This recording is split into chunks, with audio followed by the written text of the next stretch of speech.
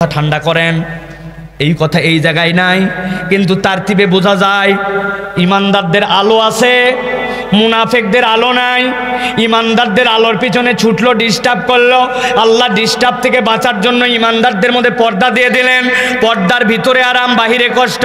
সব মুনাফিক আছে ইমানদারদেরকে বলল, তোমরা কি আমাদেরকে চেনো না নাকি? একটু যেরকম আচরণ করতেছো আমাদের সাথে। ইমানদাররা সবাই বললে হ্যাঁ চিনি। ওদের বক্তব্য হচ্ছে যেহেতু চেনই তো আমাদেরকে একটু আলো দিলে সমস্যা কোথায়? বুঝেন নাই? চেনই যেহেতু, স্বীকারও করলে, তাহলে একটু আলো দিলে সমস্যা কোথায়? আমার আল্লাহ রাব্বুল আলামিন এবার বলছেন, ও দুনিয়ার মানুষ, ইমানদারদের মুখ দিয়ে রব্বুল আলামিন এবার কতকগুলা কথা বের করে দিবেন। আল্লাহ রাব্বুল আলামিন বলছেন, হে নবী, আপনি আপনার উম্মতকে অগ্রিম জানায় যান। ইমানদাররা এবার বলতে শুরু করবে, ও মুনাফিকের দল, আজকে তোমরা আলোর জন্য দিশেহারা। বললাম দুনিয়ায় যাও, যাইতে তো পারবা না, ডিস্টার্ব করার জন্য পর্দা দিয়ে দিল। কিন্তু তোমরা আমাদেরকে চিনো, চিনার পরেও তোমাদেরকে যে আলো দিতে পারছি না, এই না পারার কারণ দুনিয়াতে তোমরা 4টা অপরাধে অপরাধী ছিলে। মুনাফিকদের দুনিয়াতে অপরাধ কয়টা ছিল? হয়নি ভাই? ঘুমায় গেছেন নাকি আপনারা? এখনো তো গরম বিরিয়ানি পড়ে আছে, আপনারা ঘুমায় গেলে হবে নাকি? মুনাফিকদের অপরাধ ছিল কয়টা? হাত রেডি করেন, এরকম করে হাত রেডি করেন সবাই। আমি বলবো কয়টা, হাত বের করে দেখান লাগবে সবাই। চাদরের হাত বের করেন। মুনাফিকদের অপরাধ ছিল কয়টা? হাত সবার উঠে নাই, একসাথে নামান, আবার তুলতে হবে। মুনাফিকদের দুনিয়াতে অপরাধ ছিল কয়টা? আরেকবার হাত নামান। অপরাধ ছিল কয়টা? আলহামদুলিল্লাহ। বলবেন হুজুর এইগুলো কি শুরু করলো? ভাই, এটা করার উদ্দেশ্য আছে। কুমিল্লা অঞ্চলে আমি যে পরিমাণ মাহফিল করি, হিসাব ছাড়া এদিকে মাহফিল করি, কিন্তু এদিকের মাহফিল আমরা যাই করি, ওই মাহফিলের আশপাশের লোকই বলে, হুজুর আমাদের ওয়াজ মনে হয় কাজ করতেছে না, বাড়িতে যাচ্ছে না ওয়াজ। কারণ কি? কারণ আমরা এখন বেশিরভাগ ওয়াজে কিচ্ছা কাহিনী, গল্প, এমন এমন কিছু করি, বাড়িতে যাওয়ার পরে বলি বক্তা একটা আসছিল ফাটায় ফেলছে। একজন জিজ্ঞাসা করছে কি ফাটালো, বলছে তা বলতে পারবো না, কিন্তু ফাটাইছে। আমরা ফাটাতে চাই না, আমরা আপাতত জোড়া দিতে চাই। ওয়াজটা যেন একটু বাড়িতে যায়, প্রস্তুতি নিয়ে যাবেন, এই জন্য আপনাদেরকে কষ্ট দিলাম। তাহলে মুনাফিকদের আলো হারাবার কারণ কয়টা? 4টা। আমরা এই 4টা কারণ শুনবো ইনশাআল্লাহ। এই 4টা কারণ আমাদের যদি দোষ থাকে বাদ দিয়ে দেব এইগুলা। আল্লাহ রাব্বুল আলামিন যেন এখান থেকে আমাদেরকে হেফাজত করেন, বলেন আল্লাহুম্মা আমিন। তবে আলোচনায় যাবার আগে 2টা প্রশ্ন করব, তাহলে বুঝবো যে আপনারা আলোচনাটা বুঝতেছেন কিনা। বুঝে সুঝে উত্তর দেন। প্রিয় ভাইয়েরা, আমাদের এই আলোচনার প্রেক্ষাপটে আপনাদের কাছে জিজ্ঞাসা, হাসরের ময়দান কি কায়েম হয়ে গেছে ভাই? কথা বলেন, হাসরের ময়দান কি কায়েম হয়ে গেছে? আল্লাহ রাব্বুল আলামিন কি ইমানদার আর মুনাফিকদেরকে আলাদা করে ফেলছেন? না। এইটা বলার উদ্দেশ্য, হাসরের ময়দান হয় নাই, ইমানদার আর মুনাফিকদেরকে আল্লাহ আলাদা করেন নাই, কিন্তু আল্লাহ রাব্বুল আলামিন এমন দয়ালু রব, ওই দিন যেন একটা মানুষ ফেঁসে না যায়, একটা মানুষ যেন আটকায় না যায়। এই জন্য নবীজি সাল্লাল্লাহু আলাইহি সাল্লামের কাছে আয়াত অবতীর্ণ করে ওই 4টা দোষের কথা প্রকাশ করে দিয়েছেন, যাতে তার বান্দা প্রস্তুতি নিয়ে আল্লাহর সামনে জান্নাতীদের কাতারে শামিল হতে পারে। ঠিক কি না? আল্লাহ রাব্বুল আলামিন এবার বলছেন, ইমানদারের এবার উত্তর দাও তাদেরকে, তোমরা তো বললে তাদেরকে চিনো কিনা। উত্তর দিছে ক্বালু বালা। আল্লাহ বলছেন এবার ইমানদাররা উত্তর দিতে শুরু করবে, ওয়ালাকিন্নাকুম ফাতানতুম আনফুসাকুম ওয়া তারাব্বাসতুম ওয়া রাতাবতুম ওয়া গাররাতকুমুল আমানি হাত্তা জাআ আমরুল্লাহ। আল্লাহ রাব্বুল আলামিন বলছেন এবার ইমানদারেরা তাদের কাছে বলতে শুরু করবে, মুনাফিকের দল, দুনিয়ায় তোমাদের 1 নম্বর কি অপরাধ ছিল, যেই কারণে তোমরা আলো চাইলা কিন্তু আলো নাই, দুনিয়াতেও আলো কামাই করে আসতে পারো নাই। 1 নম্বর অপরাধ তোমাদের ছিল ওয়ালাকিন্নাকুম ফাতানতুম আনফুসাকুম। দুনিয়ার বুকে তোমরা নিজেরাই নিজেদেরকে এমন কতগুলা পরীক্ষার মধ্যে ফেলেছিলে, যেই পরীক্ষা আল্লাহ তোমাদেরকে দেয় নাই, পরীক্ষাটা তোমরা নিজেরাই নিজেদেরকে ফেলেছিলে। এরকম কোন পরীক্ষার মধ্যে কি আমরা নিজেদেরকে ফেলি ভাই? ফেলি? একটু মিলাই দেখেন, হ্যাঁ বলবেন না না বলবেন বুঝতে পারছে না। এক বন্ধু বিড়ি ধরাইছে, সিগারেট ধরানোর পরে পাশের বন্ধু বলছে দোস্ত ফাঁকে যায় বিড়ি ধরা, আমি কিন্তু সিগারেটের গন্ধ সহ্য করতে পারি না, কাশি ওঠে। ওই দোস্ত ফাঁকে যায় বিড়ি ধরাইছে, কিন্তু বন্ধুত্ব ছাড়ে নাই। 1 দিন 2 দিন 5 দিন 7 দিন পার হয়েছে। 7 দিন যাওয়ার পরে ওই বন্ধুর বিড়ির গন্ধ আর ওর কাছে বিড়ির গন্ধ মনে হয় না। 10 দিন পার হওয়ার পরে ওই দোস্ত সিগারেট ধরানোর পরে ওরে বলছে তোর টানার পরে কিন্তু প্রথম টান আমি মারবো। 10 দিন আগে যেই দোস্ত সিগারেটের গন্ধ সহ্য করতে পারতো না, 10 দিন পরে ওইটাই বিড়িখোর হয়েছে, ঠিক কিনা? এই পরীক্ষা আল্লাহ দিছে, আল্লাহ দিছে এইটা। আমি নিজেই নিজের কোন পরীক্ষার মধ্যে ফেলছি। বেনামাজি একটার সাথে ঘুরে মোটর সাইকেল একটা পাইছে, টান দিছে। আসার পরে বলছে দোস্ত কই যাস? বলে 4টার সময় মসজিদে আসরের নামাজ, আমি নামাজের জন্য যাই। কই দেখ এই বাইক কিন্তু বড় ভাইয়ের থেকে আজকে নিছি, এখন আমি চান্দিনা টু এই রোডের মধ্যে একটা টান দিতে যাব, পিছনে উঠলে উঠ। কই দোস্ত আর 2 মিনিট আছে নামাজের পরে তোর সাথে যাই। বলছে শোন, প্রত্যেক দিন আসরের নামাজ পাওয়া যাবে, কিন্তু প্রত্যেক দিন বাইক পাওয়া যাবে না, উঠলে উঠ, না হলে অন্য বন্ধু নিয়ে যাব। ও দোনো মনের মধ্যে পড়ে গেছে, আস্তে করে শয়তানের প্ররোচনায় বাইকের মধ্যে উঠছে, আসরের নামাজ বাদ। 1 দিন 2 দিন এরকম বেনামাজির সাথে থাকতে থাকতে ও বেনামাজি হয়েছে। এই পরীক্ষা আল্লাহ দেয় নাই, এই পরীক্ষা বান্দায় নিজেকে নিজে ফেলেছে, ঠিক কিনা? এরকম আচরণ আমাদের আছে কিনা? যদি এরকম থাকে আপনি আস্তে আস্তে নামধারী মুসলমান হলে আপনি মুনাফিকের দিকে চলে যাবেন। আল্লাহ বলছেন ওয়ালাকিন্নাকুম ফাতানতুম আনফুসাকুম, তোমরা এই পরীক্ষায় যে ফেলেছো এটা আল্লাহ দেয় নাই, তোমরা নিজেরাই নিজেদেরকে পরীক্ষার মধ্যে ফেলেছো। আল্লাহ এই পরীক্ষা থেকে তোমাদেরকে দূরে থাকতে বলেছেন, ঠিক কিনা? এটা হলো এক ধরনের আমলের। আরেকটা পরীক্ষা আছে, সেটা ইমানের। ইমানটা কি? ইমান হচ্ছে আপনার যদি ইমানের মধ্যে কোনো ঘাপলা হয়ে যায়, আপনি যদি আল্লাহর সাথে শিরিক করে বসেন, আপনার আর বাঁচার কোনো উপায় নাই। আল্লাহ বলছেন ইন্নাশ শিরকা লা যুলমুন আযীম, তোমরা যদি শিরিক করে এটাই সবচেয়ে বড় পাপ। ওইখানে যাওয়ার পরে বলবেন আমি বুঝি নাই, উমুকের পরামর্শে করছিলাম, তুমুকে আমাকে বলছিল জন্য আমি শিরিকে নিমজ্জিত হয়েছিলাম। এরকম কোনো কথা এক্সকিউজ আল্লাহর কাছে চলবে? চলবে? বুঝে নেন ভালো করে ইমান কেমনে যায়। আপনার ইমান আর আমার ইমান আবু জেহেলের ইমানের বরাবর অনেক সময় হয়ে যায়। একজন বিপদে পড়ছে, পড়ার পরে বলছে তুমি কোথায় যাও? বলছে আমি মিরেশ্বরাই মাজারে যাই। কেন? বলে ওই জায়গায় আল্লাহর একটা বড় ওলি আছে, ওই জায়গায় একটু মান্নত দিতে যাই। কি জন্য? কয় আমি অনেক দিন ধরে বাচ্চার ডাক্তার দেখাচ্ছে, আমার রোগ ভালো হয় না, এই জন্য মাজারে মান্নত দিতে যাচ্ছে। অমুক পীর সাহেবের কাছে যাচ্ছে, ওই জায়গায় একটা ছাগল জবাই দিবে। জিজ্ঞাসা করছে এই বেটা ওই মাজার ওই পীর সাহেব কি তোর কি ভালো মন্দ করে নাকি? না না, ভালো মন্দ। কেন? বলে যাচ্ছি এই জন্য যাতে ওই জায়গায় উনি বড় আল্লাহর ওলি ছিলেন, আমিও স্বীকার করি আল্লাহর ওলি, কিন্তু উনার কাছে এইটা দিলে উনি খুশি হয়, উনি খুশি হলে আল্লাহ খুশি হয়। আল্লাহ দেয় কিন্তু একটু বাবার মাধ্যম দিয়ে, মাজারের মাধ্যম দিয়ে দেয়।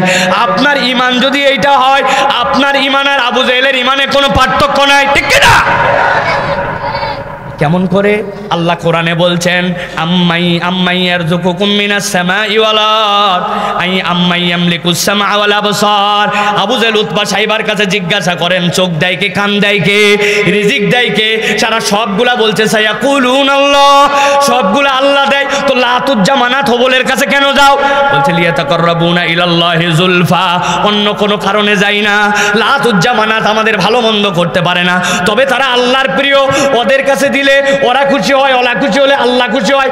আল্লাহ দেয় কিন্তু তাদের মাধ্যম দিয়ে আমরা একটু নৈকট্য অর্জন করি। আল্লাহ বলছেন ওয়াহুম মুশরিকুন, এই ঈমান থাকার কারণে যতই আল্লাহ খালিক আল্লাহ মালিক বলুক না কেন তারা মুশরিক। ঠিক একই রকম ভাবে আপনার দাড়ি টুপি জুব্বা এত বড়, আপনিও নামাজ পড়েন, কিন্তু আপনি বিশ্বাস করেন আল্লাহর বান্দার মধ্যে ইবাদতে ওসিলা লাগে, কোনো মাধ্যম দিয়ে কোনো একটা উপায় দিয়ে আল্লাহকে সন্তুষ্ট করার জন্য মাজারে মান্য তুমুক টুমুক দেখায় দিলে আল্লাহর জন্য খুশি হয়। এই ঈমান যদি রাখেন, আপনার ঈমান আর আবু জেহেলের ঈমানে পার্থক্য নাই, ঠিক কিনা? এই পরীক্ষা আল্লাহ দিছে, এই পরীক্ষা আল্লাহ দিছে। আপনি বলবেন হুজুর আমি মূর্খ মানুষ ছিলাম, বুঝি না। দেখেন তো আল্লাহ শিরিক হচ্ছে আপনার বিষের মতো, এটা ভালো করে যদি বুঝে নেন তাহলে আপনার ঈমান পরিষ্কার হয়ে যাবে। আপনার এলাকার এক লোকের কাশি হয়েছে, সেই রকম কাশি, কাশতে কাশতে অবস্থা খারাপ, লোকজন বলছে ডাক্তারের কাছে যাও। ডাক্তার দেখায়, বলছে 3 দিন পর পরীক্ষা আপনার করা হবে, তবে তার আগে এই 2টা সিরাপ খাবেন, এটা আপনার দেখা হোক কি হয়। বলছে আমি তো পড়ালেখা জানি না, কেমনে কেমনে খাবো? বলে শোনেন, এই যে বোতলের গায়ের মধ্যে 3 দাগ দিয়ে দিলাম, 3 দাগ মানে 3 বার খাবেন, কোনা কেটে দিলাম মানে খাবার আগে খাবেন।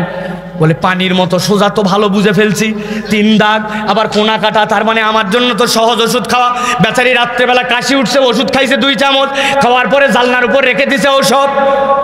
সকালবেলা আবার কাশতে শুরু করছে, ওষুধ খাওয়া লাগবে। ইতিমধ্যে সকালবেলা উনার ছেলে মাঠে জমি চাষ করছে, অল্প একটু বেগুনের ক্ষেত, অল্প একটু পালং শাক, অল্প একটু পুঁই শাক লাগাইছে, ওইগুলো বিষ লাগছে, ওইগুলোর মধ্যে পোকা লাগছে, এখন বিষ দেওয়ার জন্য গেছে, ইন্ডিল স্প্রে করছে, ইন্ডিল আছে না, স্প্রে করার পরে বোতলটা নিয়ে আসে ওই জানলার উপরে রাখছে ওষুধের পাশেই। সকালবেলা ওনার কাশি উঠছে, পড়ালেখা জানে না বেচারি, ছোট্ট একটা বাচ্চা আছে বাড়িতে, তাকে বলছে মা জানলার উপর ঔষধ আছে, আমার 2 চামচ দিতে পারবে নাকি? বাচ্চা লাফ দিয়ে উঠে চলে গেছে ঔষধ দেওয়ার জন্য। যাওয়ার পরে বাচ্চা দেখছে সকালে আব্বা তো এই বোতল থেকে ডালে খাইছে, কিন্তু ওই তো বোতল চিনে নাই, 2 চামচ ঢালছে, এবার ইন্ডিলের থেকে 2 চামচ ঢালার পরে নিয়ে আসে আব্বারে দিছে। ইন্ডিলের একটা গন্ধ আছে, কিন্তু কাশির ঠেলায় গন্ধ খেয়াল না করে ঢক করে মেরে দিছে। মারার পরে বুঝছে হায় হায়, এটা তো কাশির ওষুধ নয়, বিষ খাইলাম। বুঝে থাকলে বলেন তো, কাশির ওষুধ কাশির ওষুধের বদলে যদি 2 চামচ বিষ খায়, তাহলে ওই লোকের উপকার হবে না অপকার? বুঝেন নাই মনে হয়, উপকার না অপকার? কিসের অপকার? ওই লোক মূর্খ মানুষ, পড়ালেখা জানে না। ছোট একটা বাচ্চা কানতে দিছিল, মাসুম বাচ্চা, বেগুনা, নিয়ত সহি ছিল, তারপরেও বিষ কাজ করবে তো ভাই? আপনি মূর্খ না শিক্ষিত? আপনি মাসুম বাচ্চারে নিয়ে নিছেন না অ্যাডাল্ট? আপনি পড়ালেখা জানেন না, আপনার নিয়ত শুদ্ধ না বিশুদ্ধ অশুদ্ধ এইগুলা দেখার সুযোগ নাই। আপনি যদি শিরিক করে বসেন, আল্লাহর কাছে আপনার তওবা ছাড়া বাঁচার কোনো উপায় নাই, ঠিক কি না? এই পরীক্ষা আল্লাহ দেয় নাই, আল্লাহ রাব্বুল আমিন আপনার বিবেক দিয়েছিল।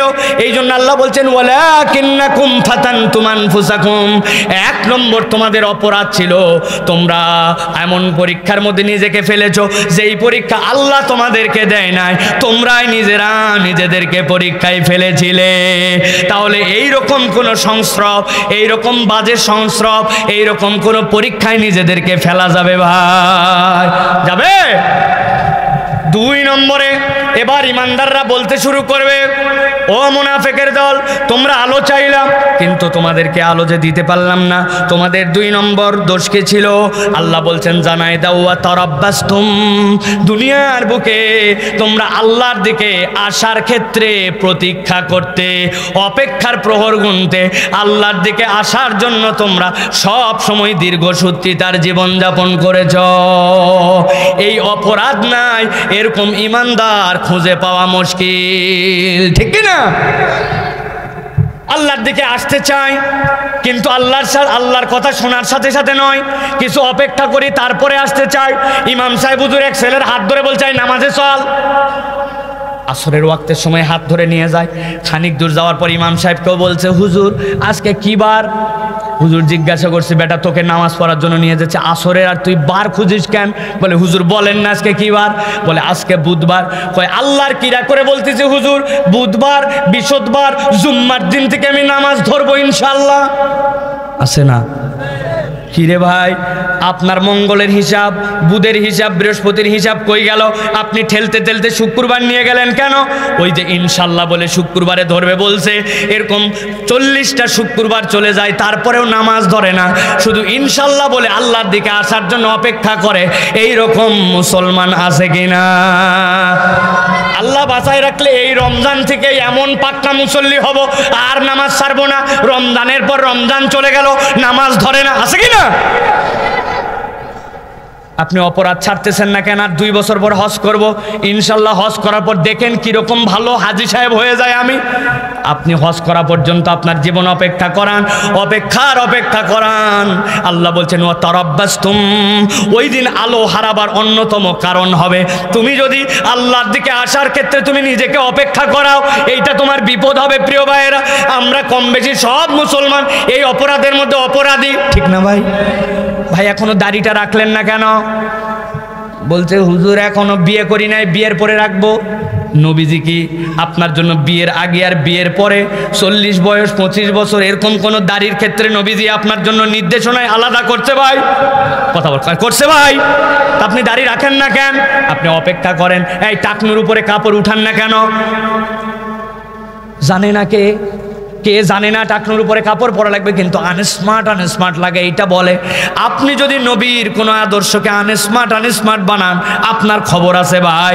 কেননা আল্লাহ রাব্বুল আমিন নবীজিকে আপনার জন্য মানদণ্ড বানাইছেন। নবী হচ্ছে আপনার আমার জন্য নিক্তি।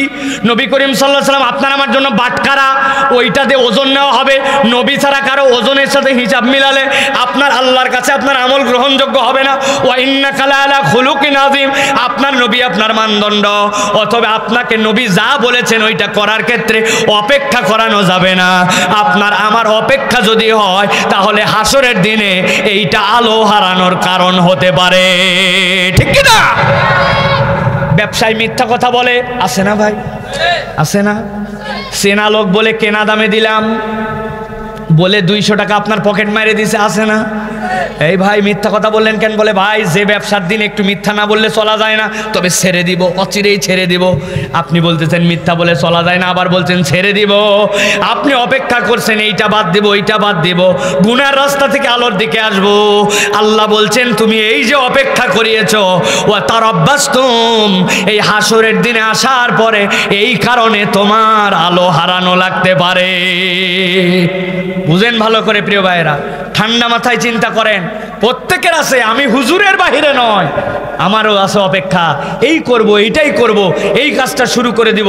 আল্লাহর হুকুম ফরজ যা, নবীর হুকুম আপনার জন্য ওয়াজিব তা, এই দুইটার ক্ষেত্রে কোনো অপেক্ষা চলবে না, শুনতে হবে আর মানতে হবে, ঠিক কি না? রাজি আছেন? এই যে ঠিক বললেন, এটা কি দাড়ি কাটে না দাড়ি রাখে? বুঝে বলেন, দাড়ি কাটে না রাখে? টাকনুর নিচে কাপড় রেখে না কাপড় তুলে? সত্য বলা শুরু করে না মিথ্যা ধরে? গালিটা রাখবেন না বাদ দিবেন? কুমিল্লার লোক গালি বাদ দিতে পারে? কিভাবে বাদ দেবে কুমিল্লার লোক গালি? এই জায়গার থেকে আসার সময় বলছে হারামজাদা হুজুর উঠে গেল ওয়াজে, তুই এখন পর্যন্ত আসলি না। চিন্তা করছেন আপনি? হুজুরের মাহফিলের দাওয়া তো হারামজাদা বলে দিচ্ছে, না বললে তো আপনারা বুঝবেন না প্রিয় ভাইয়েরা। তো এই জন্য বলতেছি প্রিয় ভাইয়েরা, গালি বাদ দিবেন না রাখবেন? বলেন না ভাই, বলেন না। মিথ্যা কি বাদ দিবেন না রাখবেন? প্রিয় ভাইয়েরা, অতএব আমরা আল্লাহর দিকে আসতে অপেক্ষা করব। তাহলে আলো হারাবার কারণ কয়টা? ভুলে গেছেন কয়টা? বলছি কয়টা? 2টা বলছে, আর বাকি আছে কয়টা? 2টা। ভালো করে খেয়াল করেন। আল্লাহ রাব্বুল আমিন বলছেন এরপরে ইমানদাররা তাদেরকে বলবে, ওয়ারতাবতুম, তোমাদের 3 নম্বর অপরাধ কি ছিল জানো নাকি তোমরা? তোমাদের 3 নম্বর অপরাধ ছিল তোমরা আল্লাহ রাব্বুল আলামিনের বিধিবিধানের ব্যাপারে সন্দেহ করতে। আল্লাহর হুকুম হাকাম যেটা ছিল ওইটার ব্যাপারে তোমাদের মনের মধ্যে পূর্ণ আস্থা ছিল না, ওইটা নিয়ে তোমরা আল্লাহর বিধানের ব্যাপারে সন্দিহান থাকতে। চিৎকার করে বলেন তো, আমরা কি আল্লাহর বিধিবিধানে সন্দেহ করে? জোরে বলেন, করে? আল্লাহর বিধানে আমরা সন্দেহ করি? বলছি তো করি না, কিন্তু একটু হিসাব মিলান, দেখেন তো আমরা আল্লাহর বিধানে সন্দেহ করি কিনা। আপনাদের কুমিল্লার এই এলাকায় বিয়ে শাদী হয় ভাই? ছেলের বিয়ে, মেয়ের বিয়ে, আত্মীয়র বিয়ে, আত্মীয় স্বজনের মধ্যে থেকে বিয়ে, কাস্তো ভাইয়ের বিয়ে, খালাতো বোনের বিয়ে হয় আপনাদের এলাকায়? ভালো করে খেয়াল করেন, ইসলামের বিয়ের মৌলিক 3টা বিধান। 1 নম্বর ইজাব আর কবুল, এইটা আপনার জন্য ফরজ। এরপরে আপনার এর মধ্যে সাক্ষী লাগবে, এরপরে আপনার এর মধ্যে দেনমোহর লাগবে। ওয়াতুন নিসাদুকাতিহিন্না নিহলা, আপনার জন্য নারীদের জন্য আল্লাহর পক্ষ থেকে নির্ধারিত মোহর দিতে হবে। এরপরে নবীজি বলছেন আউলিম ওয়ালাউ বিশাতিন, সুযোগ থাকলে একটা ছাগলের বাচ্চা দিয়ে হলেও তোমরা অলিমার অনুষ্ঠান করো। তাহলে ইসলামের বিয়ে হচ্ছে ইজাব আর কবুল, ইসলামের বিয়ে হচ্ছে সাক্ষী সবুত, ইসলামের বিয়ে হচ্ছে দেনমোহর, ইসলামের বিয়ে হচ্ছে অলিমার অনুষ্ঠান ছেলের বাড়িতে। ইসলামের বিয়ে পূর্ণ হয়ে গেল, কিন্তু আপনাদের এলাকায় কি এতটুকুতেই বিয়ে শেষ হয় নাকি? বিয়ের 2 দিন আগে হলুদ সন্ধ্যা হয়, তার 1 দিন আগে মেহেদি সন্ধ্যা হয়, তার আগের 7 দিন ধরে এলাকার সবচেয়ে বড় ডেকের দোকান যেইটা সাউন্ড সিস্টেম, ওইখান থেকে সাউন্ড বক্স নিয়ে যায় বিয়ে বাড়িতে ডিস্টি ডিস্টি ডিস্টি ডিস্টি ডিস্টি ডিস্টি। আছে ভাই, আছে। কি ব্যাপার? যেই বাড়িতে গান বাজনা বাজে ওই বাড়ির থেকে একজন নামাজি মসজিদে আসছে, ওরে ধরছেন এই মুরব্বী, আপনার বাড়ির গানের ঠেলায় আমরা অস্থির। কি ব্যাপার? আপনি নামাজি, আপনি না হাজি সাহেব, আপনার বাড়িতে গান বাজে কেন? বলে বাবা, বিয়ে শাদী জীবনে মানুষের একবারই হয়, বাচ্চা কাচ্চারা একটু করতেছে, করুক বাবা, একটা দিনই তো। আর আছে কি না? এই কথা বলার মানে আপনি জানেন?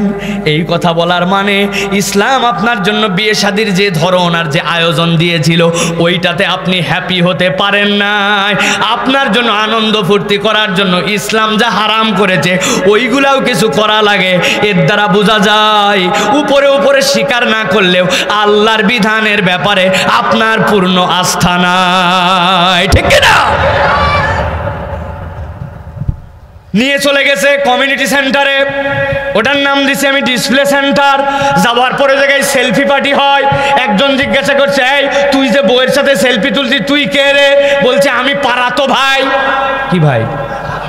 পাড়াতো ভাই, এলাকাতো ভাই। একজন বলছে, এই সকল সেলফি পার্টি চলবে না, এটা ইসলামী শরীয়তে জায়েজ নাই। বেটা তোর সাথে আর পর্দার বিধান আছে, তুই তুলতে পারবি না। তোরা বদমাইশি বানরামু গান বাজনা করতে পারবি না। লাল পানি নীল পানি খাও তোমরা, করা যাবে না। একজন চেতে উঠে বলছে, কি তোর ইসলাম রে? একটা বিয়ের মধ্যে গান একটু করা যাবে না, আনন্দ করা যাবে না, ভাবির সাথে একটু ছবি তোলা যাবে না, খালি না না না, তোর ইসলাম কি ঠিক কিনা রে? পাশের থেকে আরেকজন বলছে, ঠিকই বলছিস, এলে ইসলাম না অন্য কিছু আছে কি না? আল্লাহ বলছেন বুঝে না ওয়ারতাবতুম, আল্লাহর বিধানে তুমি না বুঝে হলেও সন্দেহ করে ফেলেছ। ওই দিন যাওয়ার পরে আপনি আমি মুনাফিকের দপ্তরে নাম উঠে যেতে পারে। ওই দিন কিন্তু এই কারণে, এই পণ্ডিতির কারণে আলো হারানো লাগতে পারে, ঠিক কি না? এত বড় দাড়িওয়ালা কিন্তু এখন পর্যন্ত সুদের কারবার ছাড়তে পারে নাই। উনারে বলছেন, এই মিয়া সুদ জঘন্যতম অপরাধ, সুদ ছাড়া লাগবে। বলছে রাখো। 1450 বছর আগের ইসলাম আর এখনকার জামানা ভিন্ন। এখন আমদানি করতে সুদ দেওয়া লাগে, রপ্তানি করতে দেওয়া লাগে, সকল ব্যাংকের লোন নিতে দেওয়া লাগে। আর তোমরা বলছো সুদ ছাড়া চলে না। ওইটাই এখন আর চলে না, এখন যাহা সুদ উহাই মুনাফা। আছে কি না? আপনি কি এই কথার সাথে একমত? এত বড় দাড়িওয়ালা, লম্বা টুপি, বিরাট জুব্বা, চলে যাচ্ছে মসজিদে, কিন্তু দাদনের ব্যবসা করে, টাকা লাগায় ওখান থেকে সুদ খায়। এরকম লোক আছে না ভাই? আসরের নামাজের পরে গেছেন, যাই বলছেন, মুরব্বী আমি খুব বড় বিপদে পড়ছি, 2,000 টাকা দেন। বলছে বললাম হাতে টাকা নাই, সর। আবার বলছেন আমার ছেলেটা ডাক্তার দেখানো লাগবে, বড় বিপদে পড়ছি, 2,000 টাকা দেন। বললাম হাতে টাকা নাই। ওই ছেলে বলছে, বাবাজি আপনি কি মনে করছেন এমনি এমনি টাকা নিব নাকি? আজকে বুধবার, 2,000 টাকা দেন। আল্লাহ বাঁচালে শনিবার দিন 2,250। বলছে বেকুব কোথাকার, মানুষের হাতের টাকা থাকে নাকি? বাড়ির চল। বাড়িতে নিয়ে চলে গেছে। বাড়িতে যাওয়ার পরে সুন্দর করে 2,000 টাকা দিছে। দেওয়ার পরে বলছে আরো লাগলে বল, তোর চাচিও কিন্তু এই ব্যবসা করে, তবে যা করবি তাড়াতাড়ি কর। দিন ছোট, দিনের বেলা মাগরিবের নামাজের আজান হয়ে গেছে, আমি নামাজ ধরবো। আসরের নামাজ পড়ে আসে, দাদনে টাকা লাগায়, আবার মাগরিবের নামাজ ধরতে চায়। এইরকম 2 নম্বর মুনাফেক মার্কা মুসলমান আছে কি না? আপনি না বললেন একটু আগে আমরা আল্লাহর বিধানে সন্দেহ করি না, কিন্তু পুঙ্খানুপুঙ্খ বিশ্লেষণ করলে দেখা যাবে আমি আপনিও আল্লাহর সব বিধানে সন্তুষ্ট নয়, ঠিক না? সব হুকুম মানতে রাজি আছি, কিন্তু চিন্তা করছে পর্দা চলতো 1450 বছর আগে, এখনকার সমাজে ওই পর্দা চলে নাকি? এখন এটা জীবন্ত টেন্ট মনে হয়। তখন আবহাওয়া খারাপ ছিল, মরুভূমি ছিল, এই জন্য উপর দিয়ে কাপড় পরা লাগে। এখন আমরা নিজেরাই পর্দা আবিষ্কার করছি, নিচে পায়জামা উপরে জামা, ওই ওড়না দিয়ে মুখ বাঁধে ফেলছি, বলছি এটাই হিজাব, এটাই পর্দা। আছে কি না? এত সহজ নয়। আল্লাহ যা দিয়েছেন বিধান, ওইটা আপনার হিসাব মতো করতে হবে, ওইটার নাম ইসলাম। আপনার আমার বক্তব্য অনুযায়ী ইসলাম চলবে না, ঠিক না? এই পর্যন্ত তাও মানতে রাজি, কিন্তু যদি বলা হয় একটা কথা, তাহলে আবার সকলের মন বেজার হবে। বলবো, বুঝেন কিন্তু বলবো। একদল আছে দেখবেন নামাজের ইসলাম মানবে, রোজার ইসলাম মানবে, জাকাতের ইসলামও মানবে নিজের ইচ্ছা মতো। কিন্তু আপনি যদি বলেন ইসলাম তো আপনার জন্য প্যানাল কোডও দিয়েছে, ইসলাম আপনার জন্য আল্লাহর দণ্ডবিধিও দিয়েছে, তখন দেখবেন ওনার মন খারাপ। উনি বলবে রাখো তো, 1400 বছর আগের আইন কানুন, ওইগুলো এখন চলে না। নামাজ রোজার ইসলাম চলে, কিন্তু আল্লাহর দণ্ডবিধিকে অচল মনে করে। এইগুলার ঈমান আছে কিনা এ বিষয়েও সন্দেহ আছে, ঠিক না? কেন কেন এই কথা বললাম? ইসলামের আইন কখন বাস্তবায়িত হবে, কবে হবে না, এই নিয়ে আমাদের পেরেশানি নাই, কিন্তু আপনাকে স্বীকার করতে হবে আল্লাহ রাব্বুল আমিনের কোরআনে যা বিধিবিধান আছে সবগুলার প্রতি আমি ঈমান রাখি। ওইটা নিয়ে যদি আপনার কোনো অ্যালার্জি থাকে, আপনার যদি কোনো রকম ওইটা নিয়ে দ্বিতীয় কথা থাকে, তাহলে আপনার ঈমান আনা হয় নাই। আমানতু বিল্লাহি ওয়া মালাইকাতিহি ওয়া কিছু কুতুবিহি। কি ভাই বলেন? আমানতু বিল্লাহি ওয়া মালাইকাতিহি ওয়া মনমত কুতুবিহি, তাই নাকি? তাই বলছেন? কি বলছেন? ওয়া কুতুবিহি, আল্লাহ আমার মাথায় ধরলেও মানি, না ধরলেও মানি, যা আছে সব স্বীকার করি, এর নাম ঈমান, ঠিক না? আল্লাহর বিধানে কোনো কথা চলবে না। আল্লাহ বলছেন ওয়ারতাবতুম, এখান থেকে বান্দা সাবধান হও। বান্দা তুমি যদি আল্লাহর কোনো বিধানে বুদ্ধি খাটায়াও তুমি তোমার মন্তব্য করো, তোমার কিন্তু ওই দিন আলো হারানো লাগবে। তিনটা গেছে, এবার আল্লাহ রাব্বুল আলামিন বলছেন 4 নম্বর তাদের জন্য কি হবে কারণ। আল্লাহ বলছেন ওয়া গররাতকুমুল আমানিয়ু হাত্তা জা আমরুল্লাহ ওয়া গররাকুম বিল্লাহিল গরুর।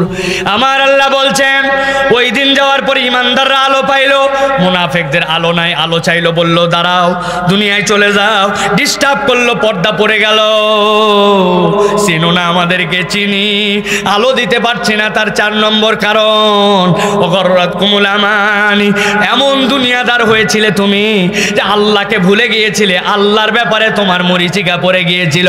তুমি দুনিয়ার বুকে থাকা অবস্থায় আল্লাহর বিধানের মধ্যে তুমি প্রবলেম খুঁজতা, এইটা করতে পারো না কেন, আসলে এই পর্দা, এই বোরখা, এটা আমার জন্য কঠিন, দাড়ি রাখতে পারো না কেন, ভালো চাকরি হয় না, সমাজের মধ্যে উমুক হয় না, আল্লাহর এই বিধানটা কঠিন, নামাজ পড়তে পারো না কেন, আমার জন্য সবসময় নামাজ পড়লে কাজে টাজে উমুক তমুকে ঝামেলা, ও উল্টা আল্লাহর বিধানের মধ্যে প্রবলেম খোঁজে।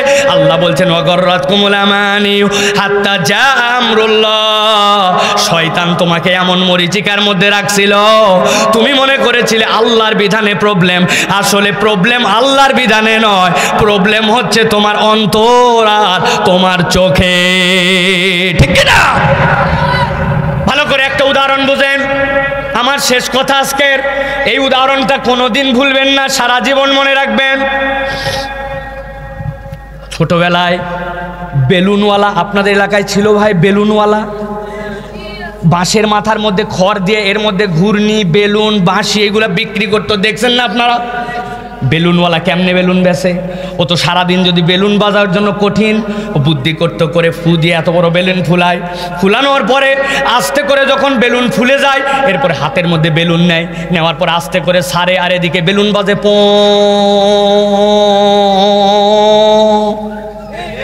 দেখছো না বাবা?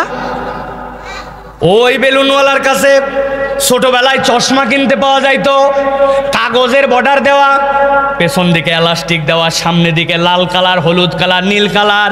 এখনকার বাচ্চারা দেখে নাই, কিন্তু আমরা আগে এইটা পড়ছি চোখে, ঠিক না চাচা? 2 টাকা দিয়ে আমি একটা চশমা কিনছি ঈদের দিন, আব্বার থেকে কিনে নিয়েছি, নেওয়ার পরে যেই না চশমাটা চোখে দিছি, লাল কালারের, চোখে ঢুকায় পিছনে টান দিছি, তাকায় উপর দিকে, তাকায় দেখি আসমান লাল, বাড়িতে এসে দেখি আব্বা লাল, আম্মা লাল, ভাত লাল, পোলাও লাল, লাল দেখে দেখে মন ভরে গেছে। খানিকক্ষণ পরে আবার 2 টাকা নিয়ে যায় একটা হলুদ চশমা এবার কিনছি, যেই না হলুদ চশমা চোখে লাগাইছি, লাগানোর পরে উপর দিকে তাকায় দেখি এবার আসমান হলুদ, আব্বা হলুদ, আম্মা হলুদ, ভাত হলুদ, লবণ হলুদ, পোলাও হলুদ। আপনাদের কাছে জিজ্ঞাসা করে উত্তর দিবেন বুঝে থাকলে, আসলে কি আমার আব্বা লাল? আমার আব্বা কি লাল? আসমান কি হলুদ? পোলাও কি লাল? লবণ কি হলুদ?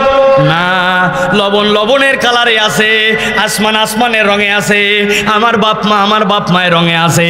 আসলে আমার চোখের চশমা লাল অথবা হলুদ, আমার চোখের কারণে আমি এইটা দেখতে পাই। আল্লাহর বিধান আল্লাহর বিধানের জায়গাতে আছে, আল্লাহর বিধানে কোনো প্রবলেম নাই, কিন্তু শয়তান সমস্যা ঘটাইছে। আপনার চোখ আর আমার চোখ, আপনার অন্তর আর আমার অন্তরে আল্লাহর বিধানের সমস্যা নয়, সমস্যা আমাদের চোখ আর অন্তরে, ঠিক না? আল্লাহ রাব্বুল আলামিন এই জন্য বলছেন ওয়াগাররাতকুমুল আমানিউ হাত্তা জামরুল্লাহ, ওয়াগাররাতকুমুল আমানিউ হাত্তা জামরুল্লাহ। ও বান্দা ভালো করে খেয়াল কর, ভালো করে খেয়াল কর, সাবধান হ। তুই সাবধান না হলে মৃত্যু চলে আসবে। এই মৃত্যু যদি চলে আসে আর আল্লাহ ভোলা হৃদয়ে যদি তুই মৃত্যু হয়ে যায়, ওই দিন যাওয়ার পরে কিন্তু আলো খুঁজে পাওয়া যাবে না, ঠিক কি না? তাহলে প্রিয় ভাইয়েরা, এই যে আমরা আল্লাহ রাব্বুল আলামিনকে ভুলে যাই, আল্লাহর বিধান নিয়ে মনে করি আমাদের সমস্যা, এইটা আমাদের জন্য ওই দিন আলো হারাবার কারণ হবে। আমি পুরো আলোচনা আবার সামারি করি, তাহলে প্রথমের সাথে মিল পাবেন। কিয়ামতের দিন আলোওয়ালা দল থাকবে ইমানদার, আর মুনাফিকদের আলো থাকবে না। আলো খুঁজবে, আলো পাবে না। দুনিয়ায় যেতে বলা হবে, দুনিয়ায় আসা যাবে না। পর্দা পড়ে যাবে জান্নাতের দলের, জাহান্নামী দলের। আল্লাহ বলছেন 4টা কারণ। 1 নম্বর, নিজেরাই নিজেদেরকে কোনো পরীক্ষার মধ্যে আল্লাহ দেয় না এরকম ফেলা যাবে না। খারাপ বন্ধু, বেনামাজি, যেখানে গেলে যে পরিবেশে থাকলে আপনার ইমান ইসলামে চলতে পারেন না, এটা নিজেকে অ্যাভয়েড করতে হবে। শিরিক করা যাবে না। 2 নম্বরে, আল্লাহ রাব্বুল আলামিনের বিধান শুনেছি আর মানতে শুরু করা লাগবে। অপেক্ষা করে নামাজ ধরবনি, রোজা রাখবনি, পালন করব, হজ ফরজ হয়ে গেছে যায় না যাবনি, এইটা করা যাবে না। 3 নম্বরে, পণ্ডিতি খাটায় আল্লাহর কোনো বিধানের ব্যাপারে কখনো সন্দিহান হওয়া যাবে না। আমার মাথায় ধরলেও মানি, না ধরলেও মানি। আর আল্লাহ রাব্বুল আলামিনকে শয়তানের প্ররোচনায় মরিচিকায় পড়ে যেন আল্লাহ থেকে আমার দিল গাফেল না হয়ে যায়, আল্লাহ হারা হয়ে যেন আমার মৃত্যু না হয়। এই 4টা অপরাধ থেকে আমাদেরকে বাঁচতে হবে। বাঁচবো কিভাবে? ইয়া আইয়ুহান নাস কদ জাআতকুম মাউইযাতুম মির রাব্বিকুম। কোরআন আমাদেরকে 4টা উপকার দিবে, মনে আছে? 1 নম্বর প্রেসক্রিপশন, 2 নম্বর অন্তরের ডাক্তারি, 3 নম্বর আলো, 4 নম্বর আপনার আমার জন্য এটা ইমানদারদের জন্য হেদায়েত। অতএব কোরআন সাথে নিলে, কোরআনের হেদায়েত নিলে, নবীজির সুন্নাত অনুযায়ী চললে আল্লাহ এই 4টা অপরাধ থেকে মুক্ত করে আমাদেরকে আলোওয়ালা বানাবেন। আল্লাহ যেন তৌফিক দান করেন, বলেন আল্লাহুম্মা আমিন। হাদা মা ইনদি ওয়াল ইলমু ইনদাল্লাহ। সুবহানাকাল্লাহুম্মা বিহামদিকা আশহাদু আল্লা ইলাহা ইল্লা আনতা আস্তাগফিরুকা ওয়া আতুবু ইলাইক।